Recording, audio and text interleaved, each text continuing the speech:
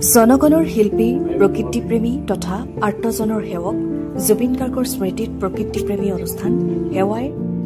বুধবাৰে হাতীগড় মেটিলিৰ মাধুৰ্যপৰা নামৰ দুৰ্ঘটনাগ্ৰস্ত হৈ পক্ষাঘাত আক্ৰান্ত এজন ব্যক্তিক শিল্পীজনৰ আদ্য স্বাৰ্থ দিনাই হুইল চেয়াৰ প্ৰদান কৰি শ্ৰদ্ধাঞ্জলি জনায়।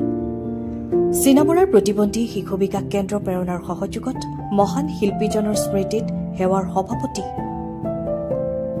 হেমেন কুমাৰ শইকীয়া, প্ৰধান সম্পাদক প্ৰণৱজ্যোতি শইকীয়া, কাৰ্যকৰী সমিতিৰ সভাপতি জগন্নাথ অগ্নিবৰা আৰু সেৱাৰ আজীৱন সদস্য তথা অৰ্থনীতি আৰু পৰিসংখ্যা বিভাগৰ ডিব্ৰুগড় কাৰ্যালয়ৰ উপ সঞ্চালক সূৰ্যকমল বৰাই হুইল চেয়াৰখন পৰিয়ালৰ হাতত অৰ্পণ কৰে।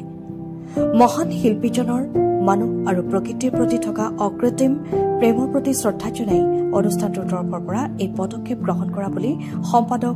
ৰাজীৱ কুমাৰ নাজিৰ আৰু শ্ৰীমন্ত মাধৱ বৰুৱাই জনাইছে।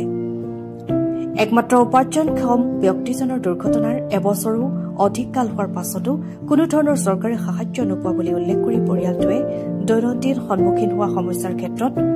হুইল চেয়াৰখনে বহু সহায়ক হ'ব বুলি কৈ সেৱাৰ প্ৰতি কৃতজ্ঞতা জনায়।